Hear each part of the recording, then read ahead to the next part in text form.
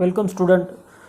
पहा या व्हिडिओमध्ये आज आपण सायमल्टेनियस इक्वेशन सॉल्व करण्याची सेकंड मेथड जी दिलेली आहे आपल्याला या चॅप्टरमध्ये ती पाहणार आहोत. ज्या मेथडचं नाव आहे क्रॅमर्स रूल किंवा it is also called as determinant method. Means we can solve simultaneous equation by using determinant. Previous व्हिडिओमध्ये आपण डिटर्मिनंट कशाला म्हणतात ते अगोदरच शिकलो.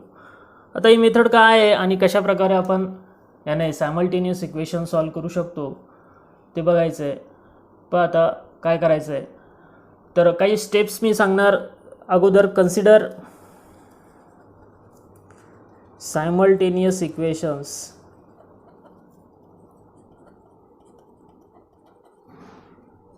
दोन इक्वेशन कन्सिडर करतो मी in general. a1x plus b1y is equal to c1 a2x plus b2y is equal to c2.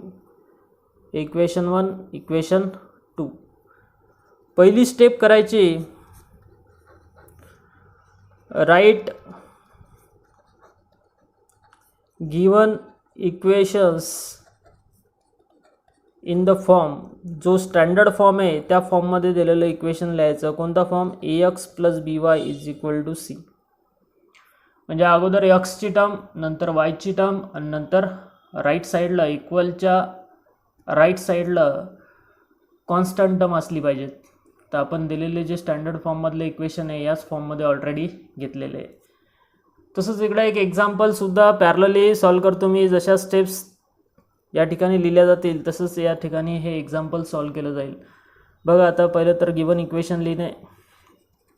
Given equations are. तर इथं दिलेले इक्वेशन आहे याच फॉर्ममध्ये आहेत, स्टँडर्ड फॉर्ममध्ये. X plus y equal to 5 ही एक्सची टर्म, नंतर वायची टर्म इक्वलच्या राईट साईडला 5. त्यानंतर second equation x minus y is equal to 1. Simple example आहे. सेकंड स्टेप काय करायची पहा, स्टेप नंबर 2. आता आपल्याला यात 3 डिटर्मिनंट काढायचे आहेत. त्यापैकी पहिला डिटर्मिनंट काढायचा आहे फाइंड डी. कॅपिटल डी न रिप्रेझेंट करायचं. दॅट इज हा असेल आपला determinant of coefficient. Determinant of coefficient म्हणजे काय तर यामध्ये फक्त कोएफिशियंट येतील, पहिली रो आणि दुसरी रो. या इक्वेशनमध्ये जे कोएफिशियंट आहेत एक्स आणि वायचे ते कोएफिशियंट घ्यायचे. जसं एक्सचा कोएफिशियंट a1 आणि वायचा कोएफिशियंट b1. पहिल्या इक्वेशनचे कोएफिशियंट पहिल्या रोमध्ये, दुसऱ्या इक्वेशनचे कोएफिशियंट जे आहेत ते दुसऱ्या रोमध्ये, म्हणजेच a2 b2. जसं या ठिकाणी पहिला डिटर्मिनंट डी तयार होईल. काय तयार होईल पहा, यात एक्सचा कोएफिशियंट 1 आहे, वायचाही कोएफिशियंट 1 आहे. 1 1. इथं एक्सचा कोएफिशियंट 1, वायचा कोएफिशियंट आहे -1. हा डिटर्मिनंट सॉल्व करायचा. जसं या ठिकाणी सॉल्व होईल, पहिल्या रोचा पहिला element a1 into b2 minus b1 into a2. जसं याला सॉल्व केलं तर आन्सर काय येईल पहा, a1 इंटू -1 और -1 इंटू 1 लिहितो मी, मायनस इथं 1 इंटू 1. या ठिकाणी येईल 1 इंटू -1 -1 दॅट इज -2. पहिला डिटर्मिनंट आला. Step number 2 determinant of coefficient. Step number 3 पुढचा डिटर्मिनंट काढायचा. फाइंड दुसरा डिटर्मिनंट आहे dx, that is determinant of x. सर्वात महत्त्वाची गोष्ट हीच आहे, dx कसा काढायचा. आणि हीच ती स्टेप आहे ज्या ठिकाणी मॅक्झिमम विद्यार्थी हे चूक करतात. तर dx कसा काढायचा, डी आणि याचा सफिक्स छोटा x लिहिला मी. dx हा डिटर्मिनंट म्हणजे कोणता तर सिंपल ही गोष्ट लक्षात ठेवायची. पहा आता dx कोएफिशियंट काढायचं, डिटर्मिनंट लिहायचं असेल तर एक्सचे कोएफिशियंट सोडून द्यायचे. एक्सचे कोएफिशियंट कव्हर केले मी, हे बघा एक्सचे कोएफिशियंट कव्हर केले. राहिले काय, वायचे कोएफिशियंट आणि कॉन्स्टंट. तर डिटर्मिनंट b1 c1 आणि b2 c2 असं नाही लिहायचा. dx हा डिटर्मिनंट लिहिताना अगोदर कॉन्स्टंट लिहायचे. पहिला कॉलम येईल कॉन्स्टंटचा C1 C2 आणि नंतर लिहायचे वायचे कोइफिशियंट. dx असल्यामुळे x चे कोइफिशियंट यात येणार नाही. वायचे कोइफिशियंट आहे B1 B2. यालाही सॉल्व करायचं. क्रॉस मल्टिप्लाय करून येईल C1 B2 minus B1 C2. दुसरा डिटर्मिनंट या ठिकाणी येईल dx. काय येईल dx. x चे कोइफिशियंट सोडून द्या. अगोदर कॉन्स्टंट 5 आणि नंतर y चे कोइफिशियंट 1 आणि -1. याला सॉल्व करा. येईल -1 × 5 -1 × 1 -5 -1 that is -6. स्टेप 3 तिसरी स्टेप करायची आहे. तिसरी स्टेप काय करायची आहे तर आता काढायचा तिसरा शेवटचा डिटर्मिनंट dy.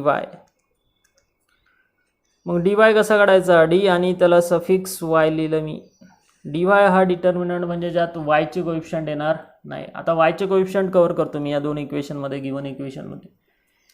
हे y चे कोइफिशियंट जर कव्हर केले मी, हे B1 B2, तर काय राहतात x चे कोइफिशियंट राहतात A1 A2 आणि कॉन्स्टंट राहतात C1 C2. आता हा डिटर्मिनंट लिहिताना अगोदर कॉन्स्टंट लिहायचा नाही. हा जो सिक्वेन्स आहे हाच कायम ठेवायचा. म्हणजे अगोदर x चे कोइफिशियंट लिहायचे A1 A2 पहिला कॉलम आणि दुसरा कॉलम येईल C1 C2. पहा कसा हा A1 A2 आणि C1 C2. याला सॉल्व करायचं. A1 × C2 minus C1 × A2. याचं जे काय आन्सर येईल. जसं या ठिकाणी सुद्धा तिसरा डिटर्मिनंट काढतो मी dy. तर dy कसा येईल पहा. या ठिकाणी dyचं y चे कोइफिशियंट मी कव्हर करतो. अगोदर x चे कोइफिशियंट पहिल्या कॉलममध्ये 1 1, x चे कोइफिशियंट 1 1, नंतर कॉन्स्टंट 5 1. येईल 1 × 1 मायनस 1 × 5 मीन्स 1 - 5 दॅट इज -4. तर अशा प्रकारे तिन्ही डिटर्मिनंट काढले. आता पुढची स्टेप काय. तर पुढच्या स्टेपमध्ये आपल्याला यूज करायचा आहे Cramer's rule. By Cramer's rule. तर क्रॅमर्स रूल काय आहे. तर क्रॅमर्स रूलनं आपल्याला x आणि y च्या व्हॅल्यू भेटतात. कशा भेटतात पहा. तर x म्हणजे दिलेल्या इक्वेशनचं सोल्युशन x कोऑर्डिनेट असतो. काय असतो एक फॉर्म्युला dx/d. म्हणजे x काढण्यासाठी dx या डिटर्मिनंटच्या व्हॅल्यूला म्हणजे dxला d न डिवाइड करायचं अँड y असतो dy/d. या ठिकाणी आन्सर काय येईल. देअरफॉर खाली लिहायचं बाय क्रॅमर्स रूल.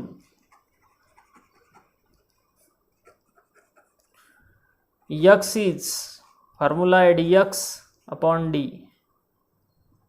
तर dx/d काय येईल पहा.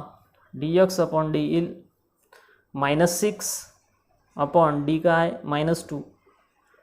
म्हणजे minus minus get cancel and 2 3s are 6. x = 3.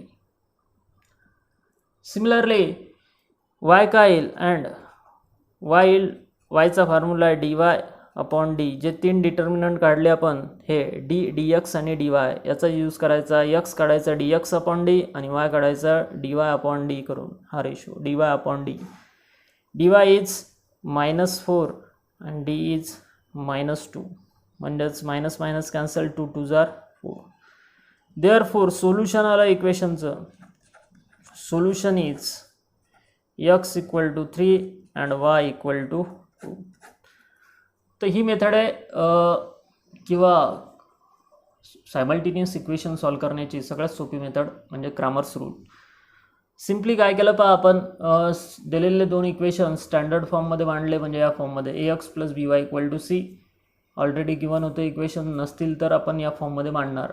तीन डिटर्मिनंट काढायचे. d that is determinant of coefficient ज्यात कॉन्स्टंट येणार नाही. फक्त काय येतील a1 b1 a2 b2. दुसरा डिटर्मिनंट dx ज्यामध्ये येईल C1 C2 आणि B1 B2. आणि तिसरा डिटर्मिनंट dy ज्यात y चे कोइफिशियंट येणार नाही. पहिला कॉलम A1 A2 दुसरा C1 C2. तिन्ही डिटर्मिनंट सॉल्व करायचे. त्यांच्या व्हॅल्यू काढायच्यात आणि क्रॅमर्स रूल लावायचा आणि यक्स आणि वायच्या व्हॅल्यू काढायच्या. X is D x upon D, Y is D Y upon D. तर या मेथडनं आपण कोणतेही एक्झाम्पल सॉल्व करू शकतो. ठीक आहे, व्हिडिओ आवडला असेल लाईक करा. तुमच्या काही अडचणी असेल तर कमेंटमध्ये लिहा आणि शेअरसुद्धा करा. चॅनलला सबस्क्राईबसुद्धा करा. ठीक आहे, थँक्यू.